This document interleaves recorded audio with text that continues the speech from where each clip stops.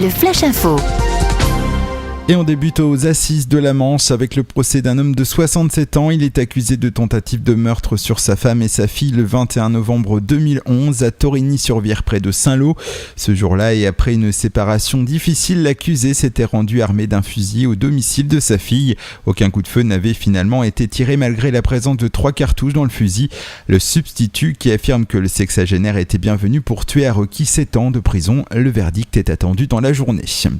Fait divers hier soir sur la RN13 dans le sens Caen-Cherbourg, une vaste opération coup de poing a été menée par les autorités à hauteur de Saint-Joseph. Le but, contrôler tous les véhicules passant par la nationale et tout y est passé ou presque. Alcoolémie, stupéfiants, vérification de carte grise, recherche de sans-papiers, vérification auprès des camionnettes d'entreprise. L'opération a créé de nombreux ralentissements sur l'axe national dans sa première heure. Ces contrôles ont pris fin aux alentours de minuit.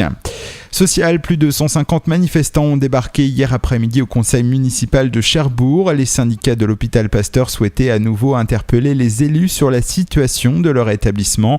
Le délégué syndicat UNSA dénonce la gestion calamiteuse de l'hôpital qui a un déficit de 20 millions d'euros à combler. Dans ce contexte, la direction a annoncé une réorganisation qui comprend la suppression de 5 jours de RTT, le passage à des journées de 12 heures et une réduction des effectifs. Un protocole qui a été validé dans une lettre consignée par la direction de l'hôpital et le maire de Cherbourg.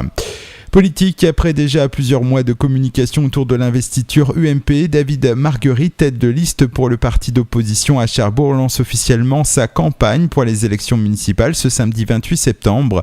Pour mémoire, David Margueritte mène la liste Union pour Cherbourg-Octeville qui rassemble des personnalités de l'UMP mais aussi du MoDem, du parti Chasse, Pêche, Nature et Tradition et de la société civile.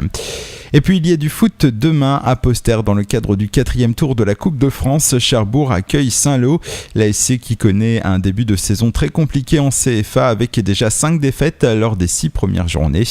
Les locaux devront se méfier de leur adversaire du jour, d'autant plus que le club Saint-Lois, qui évolue une division en dessous, reste sur 2 matchs de championnat sans défaite et n'a toujours pas perdu à l'extérieur cette saison.